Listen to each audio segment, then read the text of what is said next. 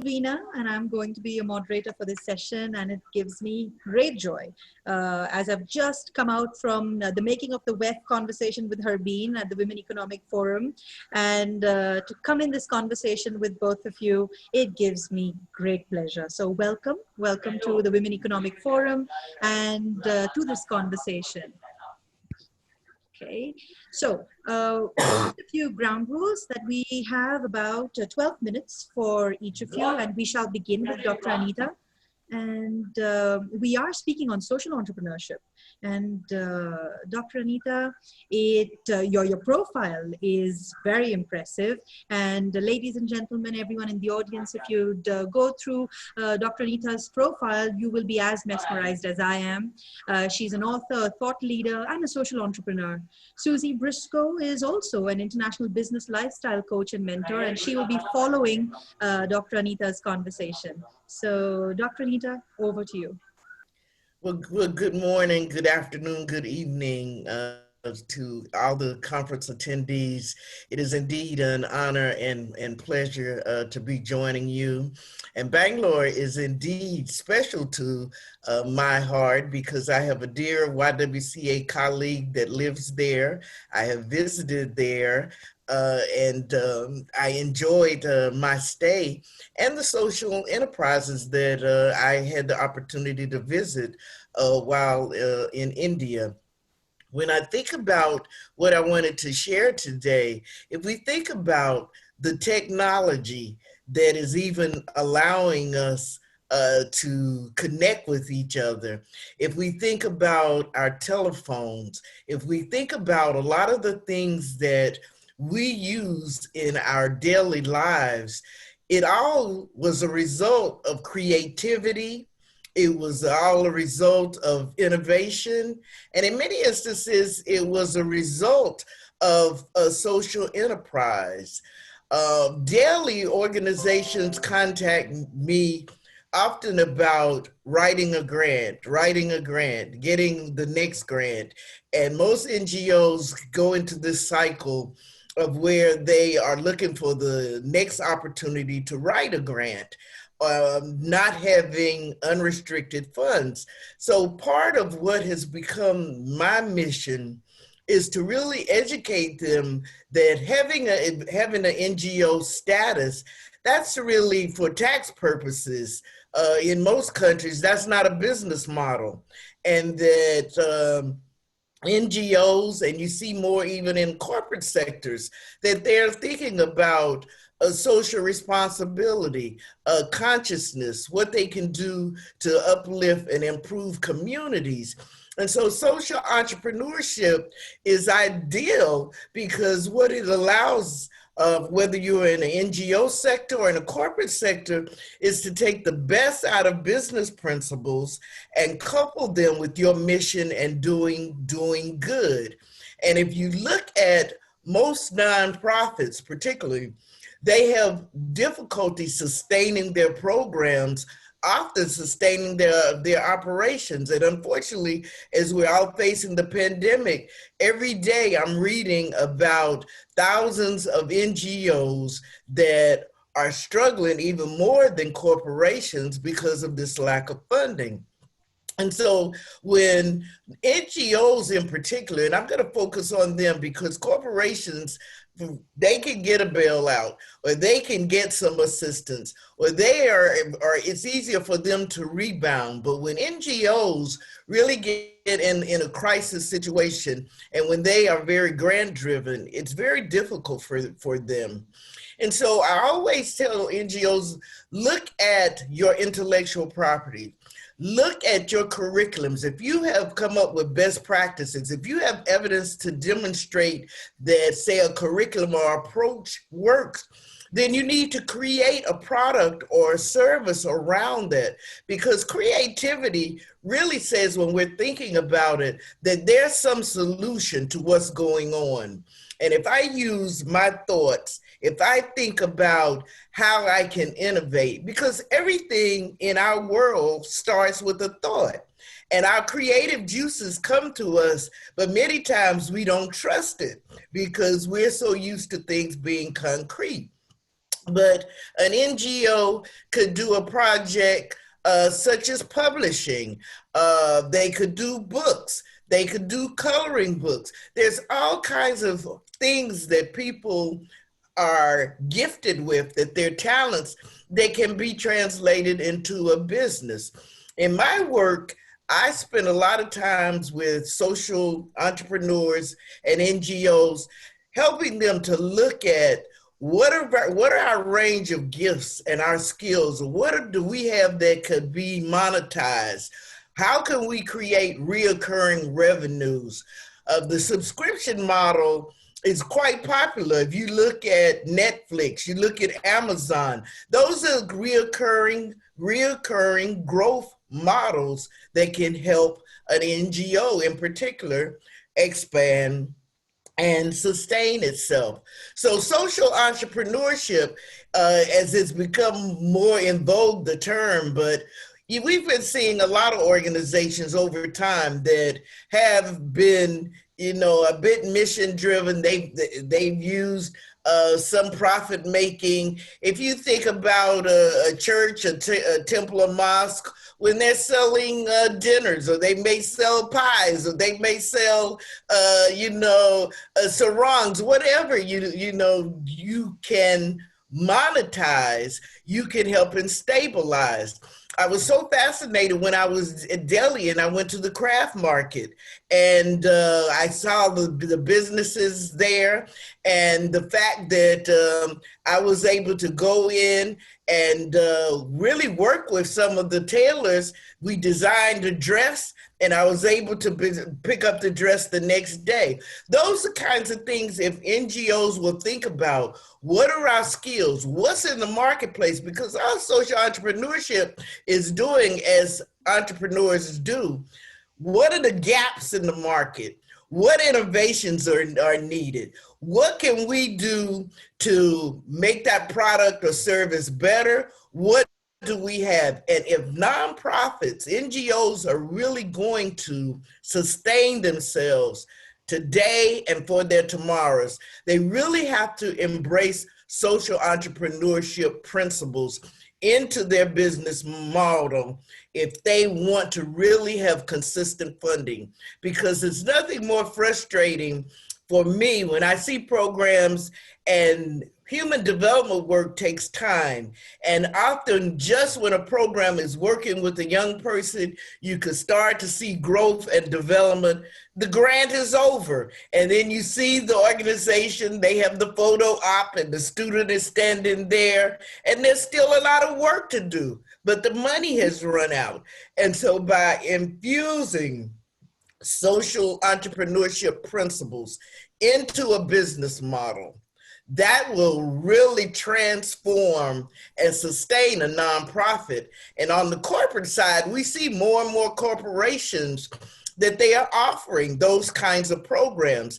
And I always warn NGOs that they really have to think about their processes, their programs, and their sustainability, because a lot of foundations in many instances say, let me go to a corporation because they have better processes, they have better systems, and they will sustain it. And if they have a corporate responsibility department, let me go and give the money there because I'll get more social value and more social return on my investment. And so nonprofits, NGOs globally have really got to embrace a different mindset when it comes to sustaining themselves.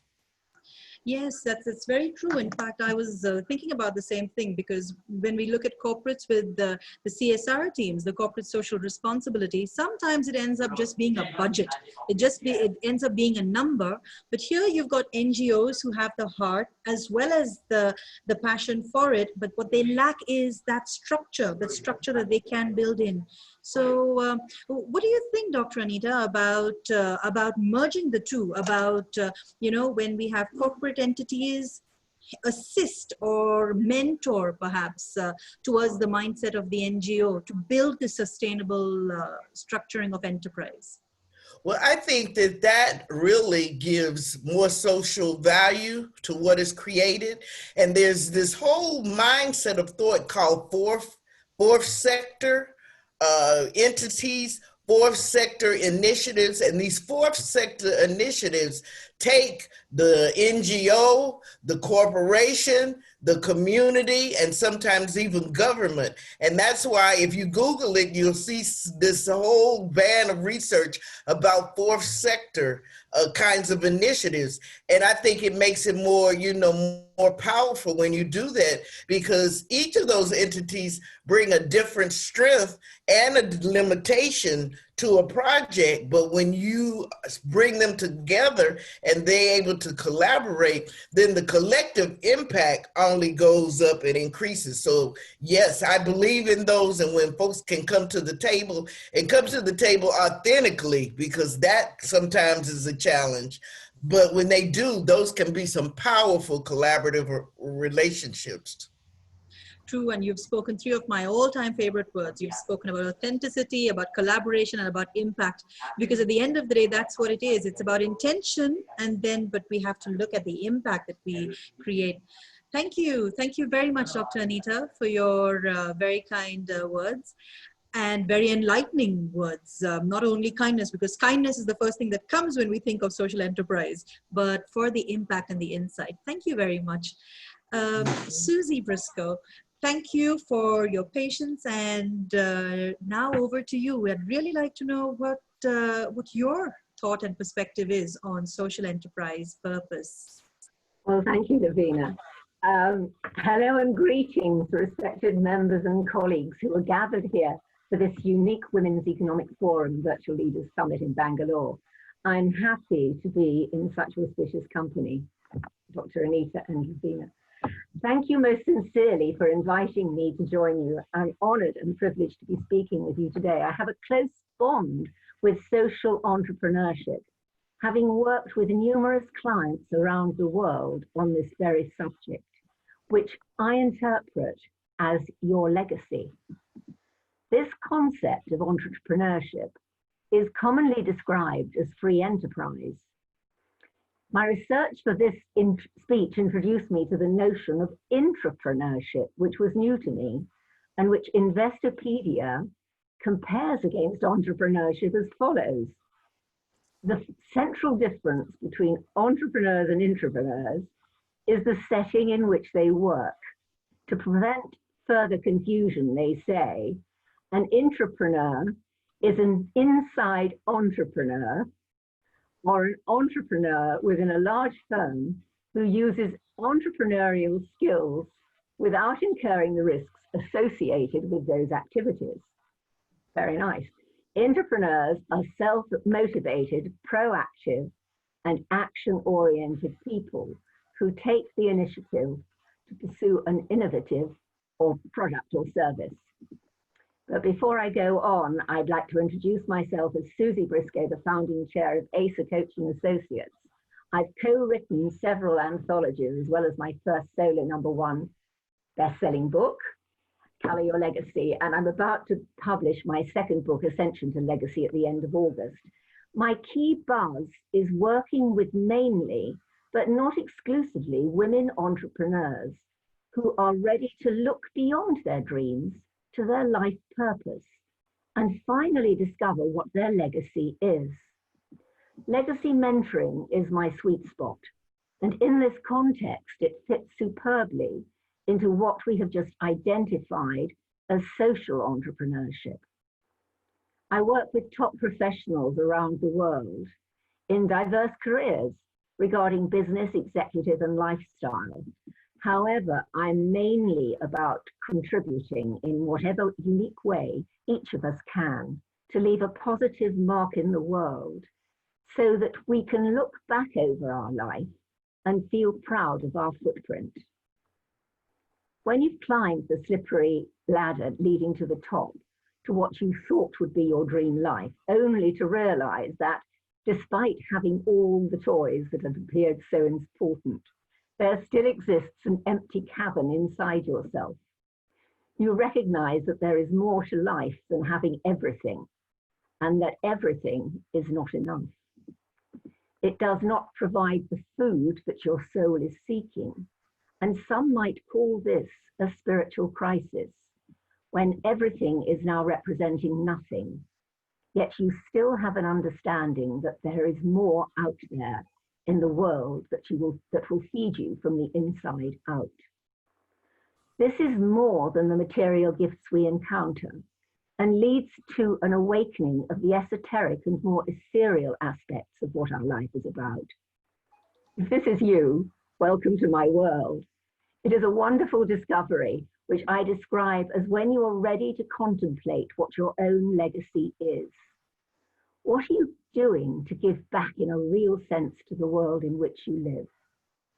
I'm sure that, like me and so many others, you have asked yourself, what is the point of all this? What is life about? What are our personal values? Why are we here? And many more questions which are variations on the theme. We are each of us walking our legacy every day of our lives, whether we believe or know this or not. Let me say that again in a slightly different way. We are living our legacy as we walk through each day of our individual lives by making a difference, whether we recognize this or not. Every action that we take during the course of each and every day has a consequence further down the line. I'm asking that we each be mindful of the choices that we make. Our choice is more often to be the best person we can be, to live the best life we're able, and to do no harm. Do unto others as you would do unto yourself, as the Bible says. But what if we take this phrase and turn it just a little by saying, do unto others as they would do unto themselves? Both statements are respectful, but the second makes one aware of the other's position and helps us to become more mindful in our own choices. By calling forth consciousness, our lives have a deeper meaning and purpose. Excuse me, I've got myself slightly lost. You feel that you have experienced a well-lived life. You have made a contribution, and by living this contribution, it's a way to feel good in your heart. You are living it by doing it, which leads to the reward of love for yourself and mankind. I'm inviting you to move into the light of your initial goal to be your best self. So now you have heard that. What next? If this is the question you are now asking yourself, I would like to suggest a slightly different question be asked. So what are you going to do about it? This moves along your original intention from thinking you'd like to live your best life to consciously finding the pieces you require to make it move along, to make this happen for you in your own life. Move it along in some concrete way so that living your legacy will become a mindfully self-fulfilling way of life. By helping others, we help ourselves. Now, we are not thinking about ourselves and our own needs, but rather thinking of how we can be helpful and treat our fellow man, whether it be family, neighbor, or business acquaintance, how they wish to be treated. We have thought about their cultural and perhaps idiosyncratic needs and expectations, and recognize that we do not know everything ourselves, and that another way might work better. I believe it is important for us all to really think at a deeper level about how our actions will impact the world. This world might be as small as your own family, your neighborhood, village, town, state, country, or world, all depending in which trajectory our paths take us. Everybody has their work to do, and if we can find a way of unifying in a way that happens whenever the world has faced a global threat, such as the last 2 world wars, or indeed just recently with the COVID-19 pandemic, that is when we can truly make a visible and quantifiable difference in the world. Each of us has their own impact to make, and together we can move from a space of success to one of magnificence by showing how much we care demonstrably and proving it on a daily basis. This will then become a second nature way of living, living values which come from a foundation of love. The strange times that we have experienced as a result of COVID-19 during these last few months has made us really recognize that we are all in this together.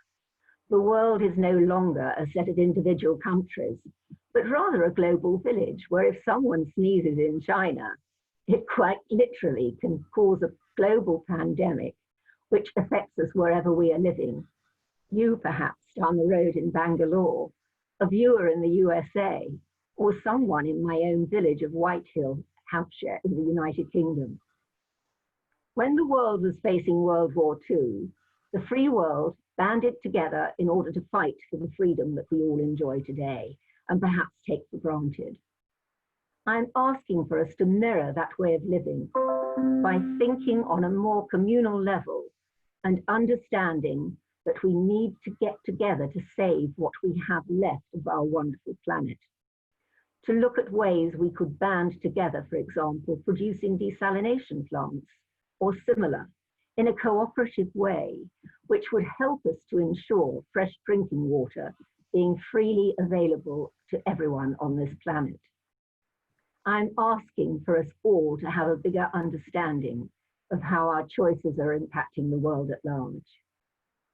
During the unprecedented global lockdown caused by the COVID-19 virus, it soon became apparent that by everyone in the world agreeing to stay indoors, air pollution was markedly reduced. We could hear birds sing. I beg your pardon, we could hear more birdsong. The great oceans of the world became cleaner to the point that whales were seen in closer to the coast than ever before. With a simple shift, we can view our situation from a different angle and develop clarity to make wiser decisions. While in the midst of problems, we often get too emotionally involved to see a situation clearly. If we instead lift our focus higher to the bigger picture, we are able to see that we are not trapped as we initially thought, and that there are limitless pathways available to us. We simply need to choose which path we want to embark upon. If you rise above your challenges and choose a higher perspective today, you will free yourself from the bonds of confusion tomorrow. With this in mind, I would like to make an offer of a gift to you with my love, which I'll place into the details below. And it is entitled Your Story, Your Brand, following the instructions on the URL page.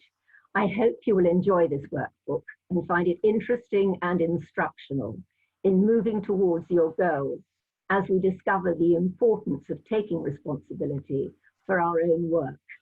This gift will help your individual understanding, but that we have within us the resources to keep ourselves whole. We came into this world to work with our unique, agreed, sacred contract, saying that we need to be more open to working together for the benefit of the whole rather than the individual. Most recently, COVID has taught us not to be selfish. And if you are an entrepreneur, to understand that your soul needs to be more fulfilled in a bigger sense, I suggest you look to social entrepreneurship for what you can give back or do for the people in your life and world. Being burnt out, working so hard with no systems in place, brings you to rethink. You have made your pile now, but what else? What happens when everything is no longer enough? There is just emptiness. To me, this is what social entrepreneurship is all about. My grateful thanks for your time today, and namaste. Thank you. Thank you, Susie. That was lovely. That the message was very heartwarming, and it spoke on so many levels about philosophy, about the spiritual aspect of why we do what we do, those eternal questions of who we are, why are we here, what are we doing, and if what we're doing actually makes sense. And I think it's very beautiful to have had this conversation with both of you when you speak about what we do outside for the world, for through the NGOs, like Dr. Anita said, and as well as Susie, when you mentioned us bringing out our own true selves of what taps into us, our calling. In Sanskrit, we sometimes call it Swadharma. It is what our own purpose is, and it's lovely. It has been lovely to have both of you in conversation. I do realize that you mentioned about the URL. So if you'd like to share that with us, maybe on chat, then I can put it on the platform or on Facebook later. So on that note, I'd like to let both of you know that Women Economic Forum recognizes the wonderful work that you do in the community, for the world, for all of us, and that you will be continuing as well, because you're so passionate about it. And on that note, Women Economic Forum would like to confer both of you, Dr. Anita, as well as Susie, the very prestigious award of Iconic Women Creating a Better World. So congratulations, both of you, with lots of love and a lot of best wishes from all of us. Thank you for joining us from the US and the UK. Have a very wonderful evening. Thank you. Thank you. Thank you so much. Thank you.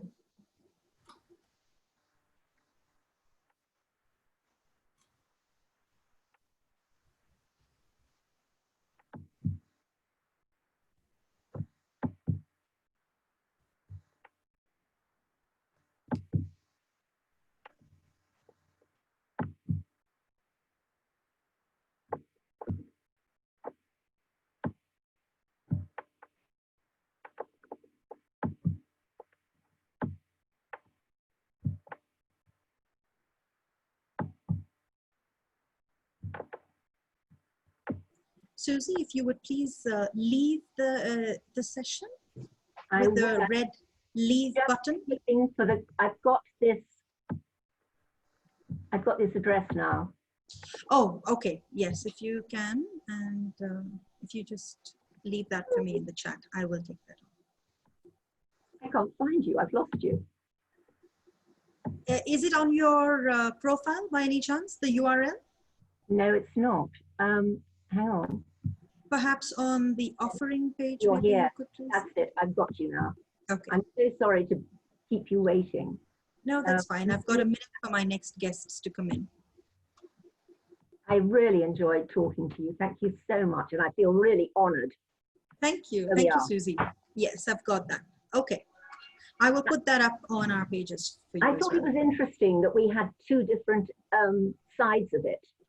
With more the company and then the individual. I'll let you get on. Very true. Thank you. Thank you, Susie. Have a good evening. And you too. Bye-bye. Thank you.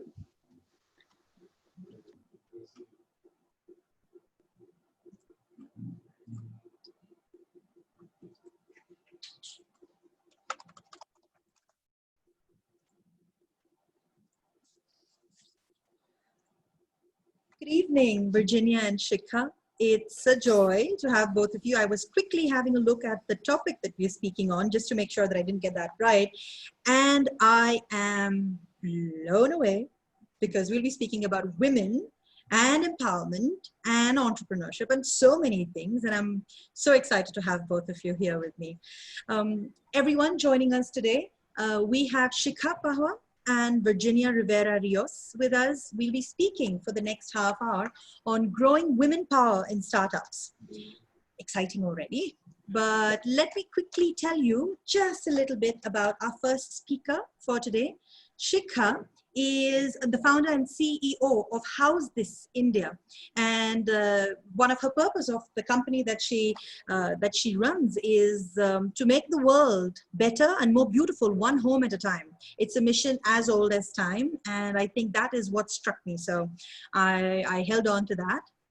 Virginia is a communicator, marketing executive, certified mentor, and a business coach with more than 24 years as a corporate and business leader. So we have got a power-packed speaking panel here right now. Ladies, before we go ahead, I have 12 minutes for both of you. And to begin with, Shikha, I will let you take over. Enjoy. Thank you so much for that. And thank you to the WEF for having me here. I think it's a fantastic opportunity because this is something that resonates with me, the subject that we're talking about, growing women power in startups. And I'd love to share my thoughts with you here today. As you mentioned, I am the founder and CEO of How's This. We're a home and lifestyle brand that offers coordinated textile and decor solutions for the new age Indian customer.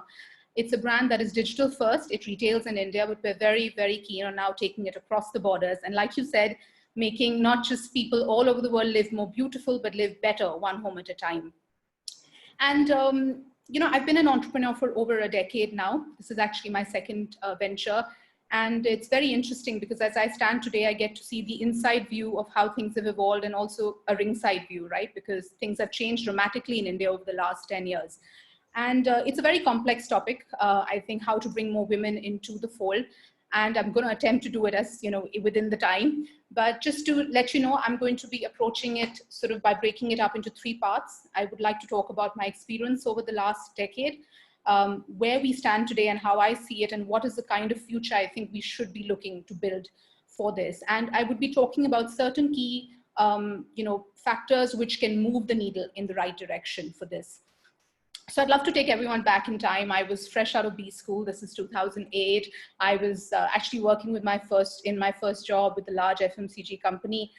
The bug bit me and I sort of just decided that I want to take this up. And to date, if someone asked me, I really don't know the answers, but I did. To give you a context, entrepreneurship was very nascent at that time in India. It wasn't really talked about.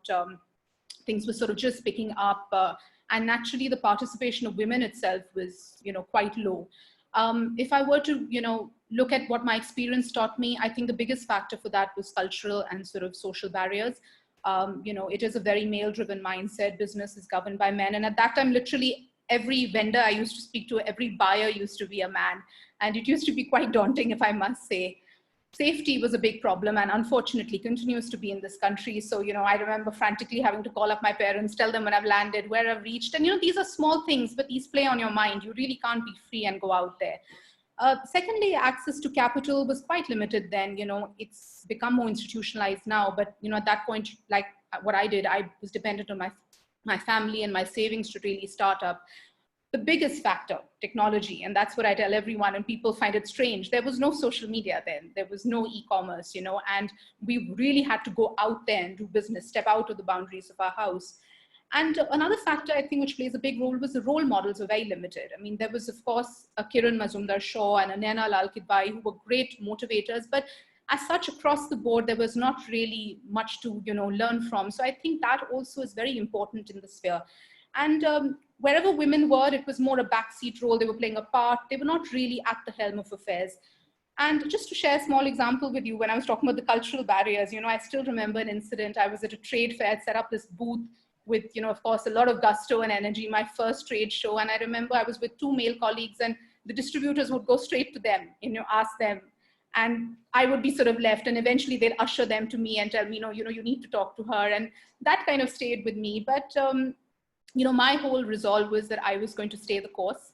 I think that was the best way to prove naysayers wrong. I think that has been a great factor that has kept me going. And I'm not aware of my gender, but I do know when I'm made aware of it. And then I do try and, sort of put that to rest in a discussion. So to sum it up, this era for me, the way I saw it the last 10 years was really about trial and testing. A lot of women like me, I think, were just going out there. We were testing waters. It was almost like being a lone soldier at battle, but we were all doing our piece. And I really salute a lot of us, I think, who at that time, rose up and took the bull by its horns. Cut to today, very different. I mean, quite, I would say. I mean, entrepreneurship itself is now a very sexy, glamorous word that is used a lot. And we have this large ecosystem which has wonderfully developed around it. You know, investors, the government has jumped in, incubators, you know, private organizations as well. So it's at least become a viable opportunity, which wasn't when I sort of passed out and, you know, when I was out of B school. So that's great. And naturally, women certainly have gravitated towards it for various reasons. And we do see more participation. I mean, a recent report by Google and Bain tells us we have about 20% of, you know, businesses in India are owned by women. That's about 15 million. But having said that, it is questionable how many of them are actually actively involved in the business or whether it's on paper. So that's something we need to watch out for. Now, coming back to the markers that I was talking about, I think the biggest change and why we've been able to move the needle to this has been technology. I mean, hands down. Social media, e-commerce, you know, women can transact now, women can put up their products, you know, there is definite accessibility. Another thing that has improved, but I wouldn't say has really changed that much, is to some extent access to funding. There are banks now like a Mahila Bank and a Mudra, which are very actively supporting women. There are investors who are now more open to single founder women companies, but I would say we still have a long way to go there. Role models certainly have emerged, you know, in different sectors. Technology, for example, we do have some women that have come. Edutech, social entrepreneurship that we were just discussing is also an area where a lot of women have entered. But I would still say there is more to be done there. But what's heartening is like what we have here, you know, the forum. There are a lot of these forums that are now developing and women are getting, you know, to connect with each other through that. I think the biggest problem still remains the cultural barriers. We haven't moved as much on that as I would have liked to have seen. It's still very male driven, and it isn't easy for women to always enter, you know, marriage, having children still becomes those inflection points when sometimes women give up. And that is, for me, I think the biggest thing that we need to sort of work on. But it is heartening. I still see women now entering, you know, businesses, even though I hate to say this, you know, what we're doing now is what people tell us is more conventionally women-led, right? Which is fashion and, you know, but I'm happy that at least we're getting out there, we're getting to the fore. And the next step now has to be, how do we have entry into all sectors, which is what I'm going to talk about next.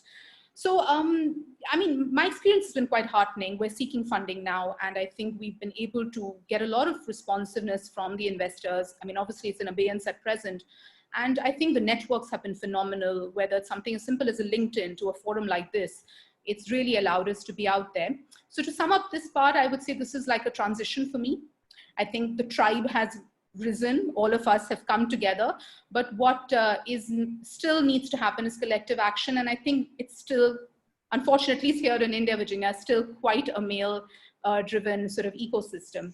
Which brings me to my last section, which is really about the future. And I'm an entrepreneur, I'm extremely idealistic, so I think I'm very optimistic. So I would want to paint the picture that I would like to see. I think entrepreneurship is transformative. I've read reports which say that if women have equal access to inputs, the kind of businesses they create, the social outcomes, the personal outcomes, outrun what men can do within a business. And on numbers, you know, if we can grow this number from about 15 million that we are today in India to about 30, we're talking about 150 million jobs being created.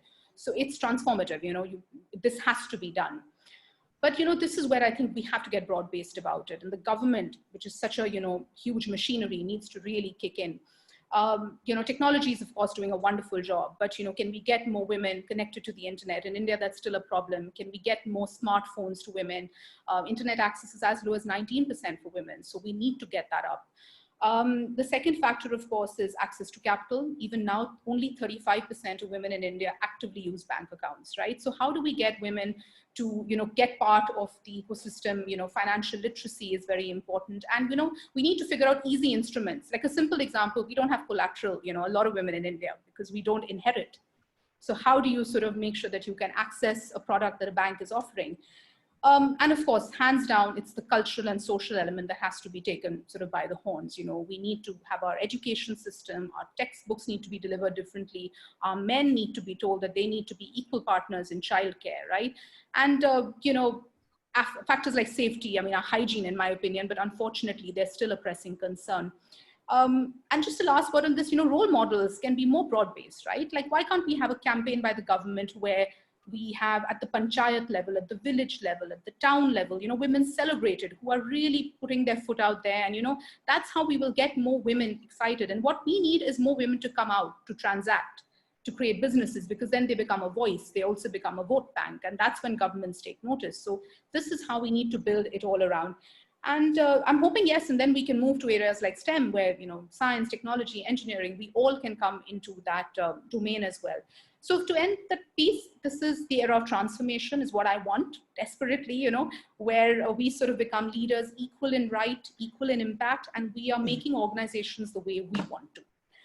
And that's it, actually. I mean, and to just sort of close it at this point, I think there's a fantastic opportunity for us to reimagine the way businesses happen, and women can do that because we have a different lens, and I think we need to be proud of it.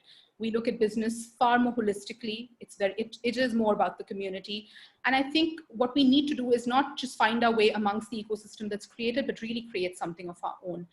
And to just sum it up, we must realize that every smartphone we give a woman, every street light that we put on a street, every bank account that we open is one more step, is one more woman coming into the fold, is one more customer that we are creating for the products that we want to sell, right? And that's why we must not minimize the effect of any step that we take. So this is really what I see. This is a recap of where we've come from to where we are and where we can go. And all I can say is every step makes a difference. And these are all small steps, but I hope to create lasting and, impactful change. That's it. Thank you. Oh, Shikha, it's not just that's it. That was one powerful, if I would say that you hit the nail on the head, I would say that you hit multiple nails on the head. So there were a couple of things that that stood out for me in what you said. One definite one was the tribe has risen. There's a very, very important thing that I always say, and that is that a rising tide lifts all boats. So it's so important that women stand behind each other, because we know what a woman feels like. We know what a woman feels like as an entrepreneur. We know what a woman feels like as part of the electorate, as part of what we bring to the world, bring to the community. And that brings me to another point. In fact, one of my, someone I know, a mentor had once told me that you give a woman some money and she feeds and educates the entire village.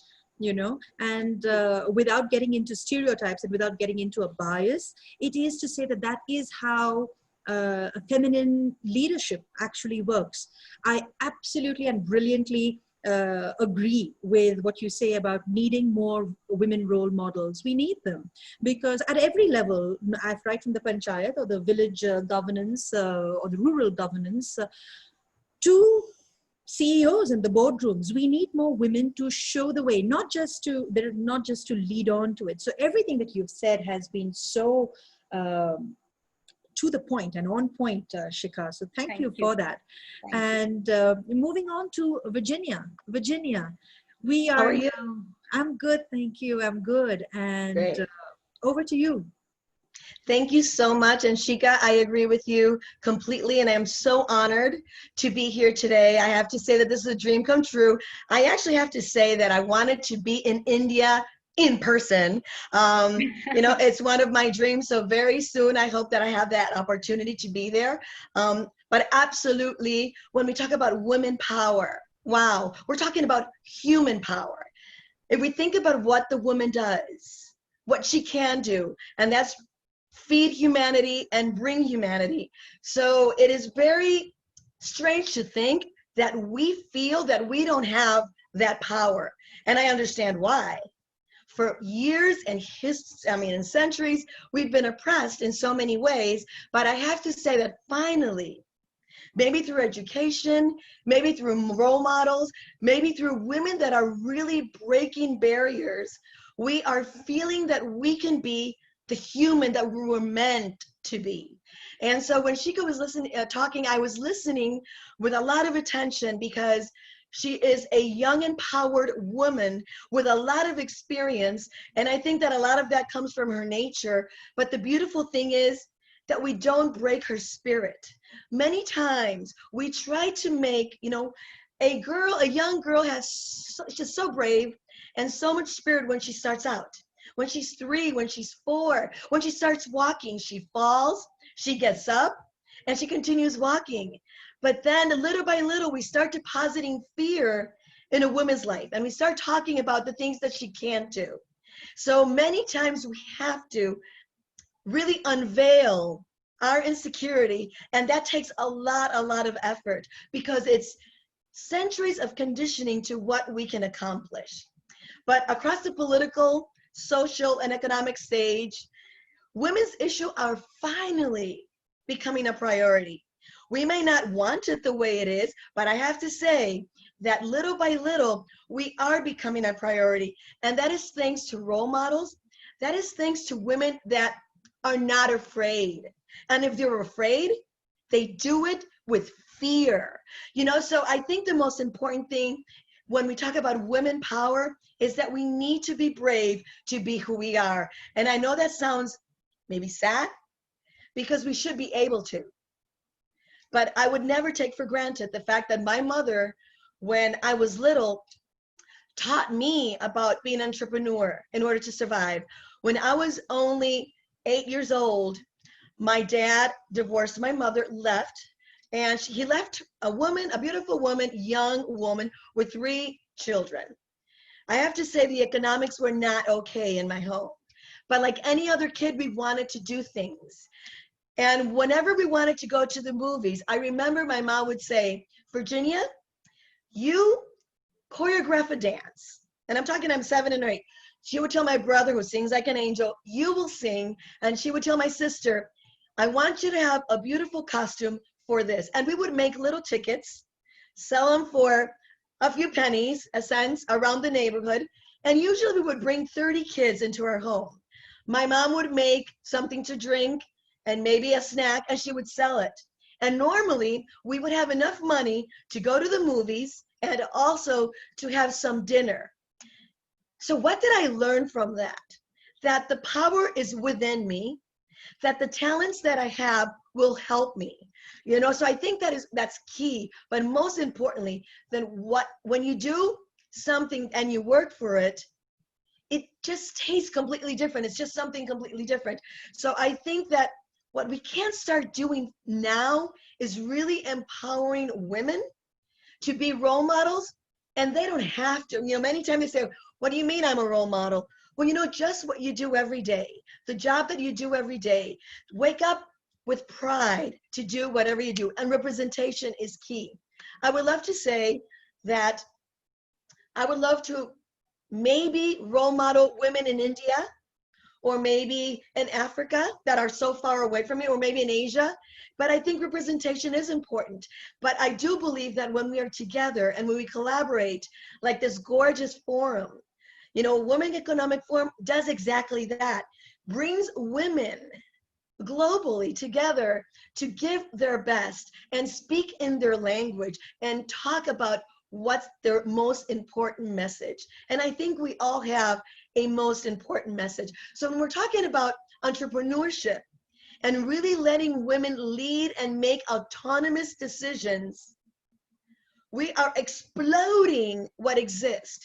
And I have to say, I preside an organization that we founded in Puerto Rico called Mujer Emprende Latina. And that really says women undertakes in Latin America. And our mission is to reawaken the passion to undertake whatever it is that you want in your life. And most of this, we do it through the vehicle of entrepreneurship. So we, free of cost, give webinars, seminars, and we do a lot of in-person speaking engagements to really educate women in how to become an entrepreneur. And I have to say that when you start doing that, you have to start with her heart and you have to start with her mind before you can teach her anything else. Education is key to what we do, but most importantly is having support.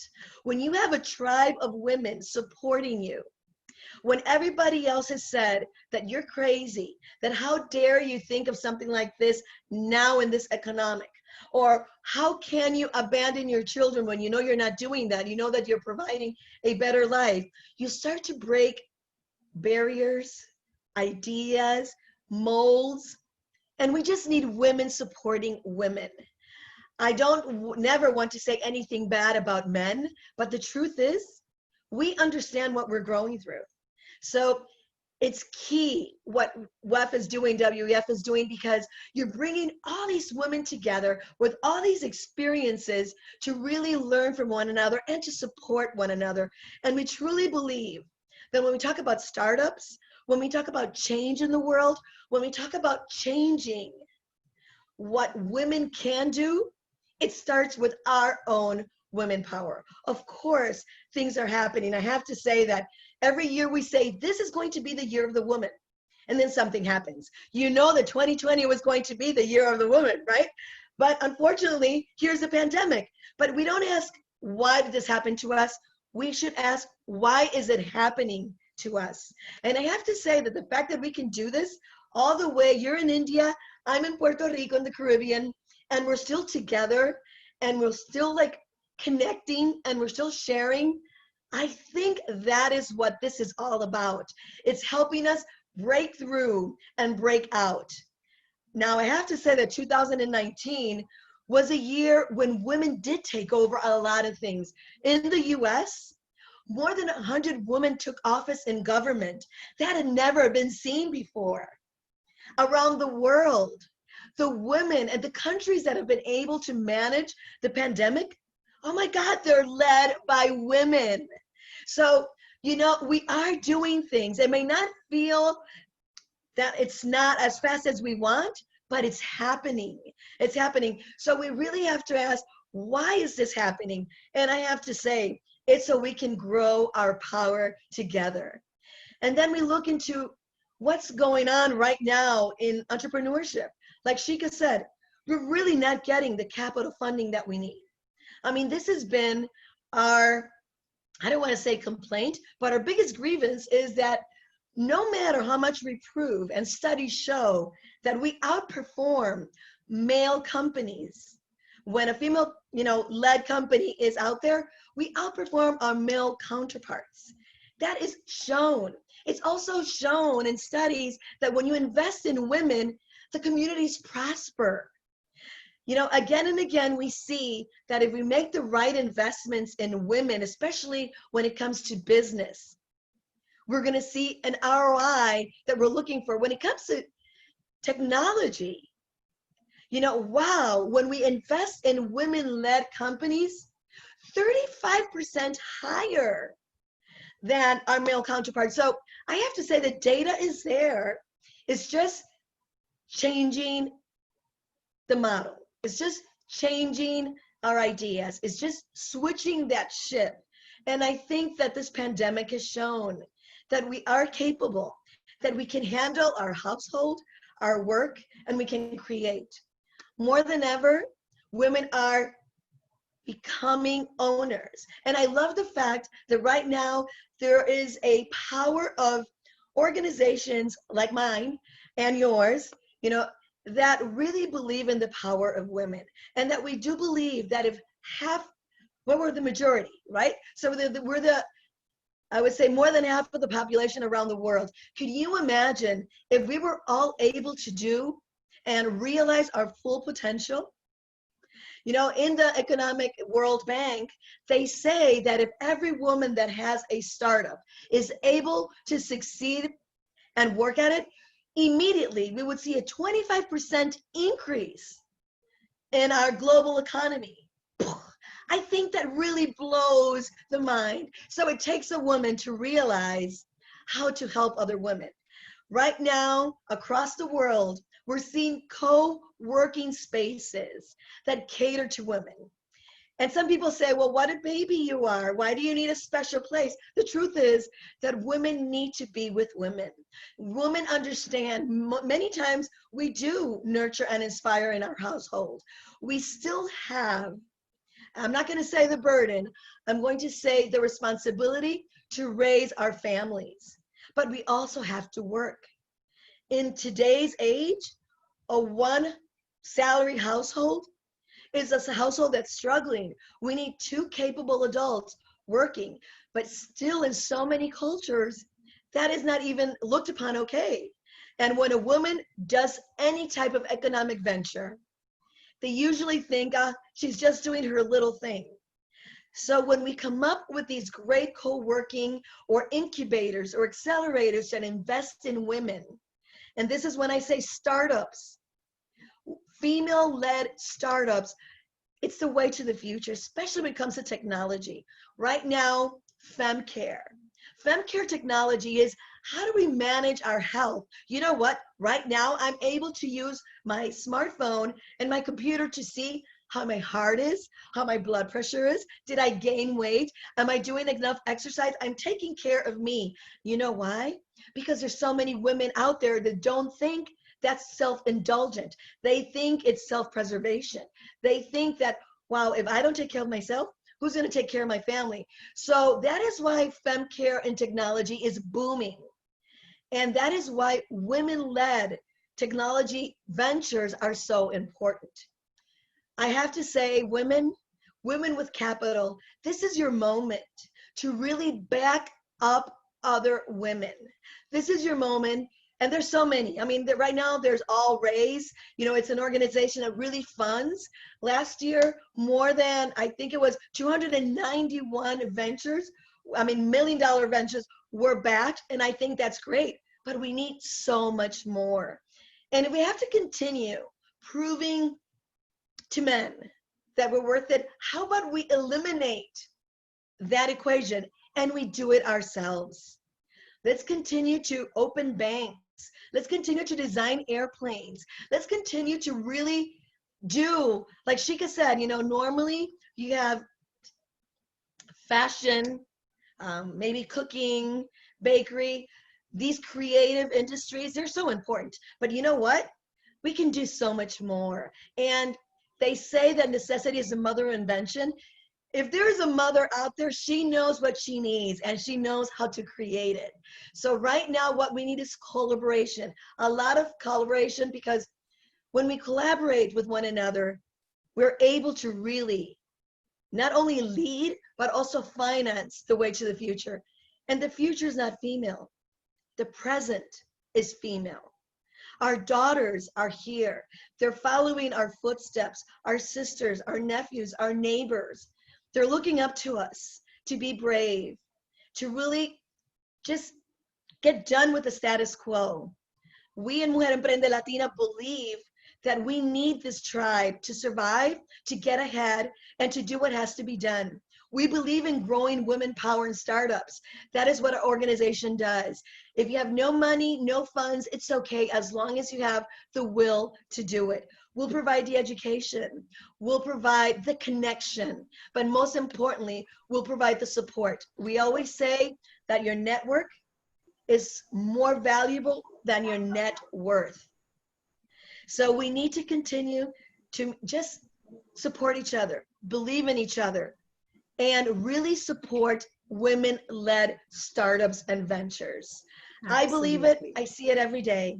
So thank you so much for having me here and allowing me to speak a little bit about what our organization does in Puerto Rico and how we look forward to a great female-led future. Thank you. Thank you, Virginia.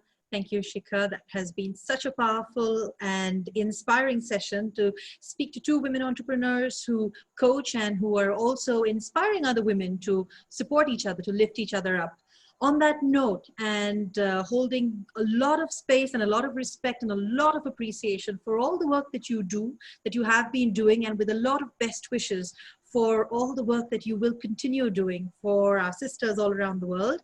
Women Economic Forum is very, very pleased to confer on both of you the very prestigious and very wonderful award of Iconic Woman Creating a Better World.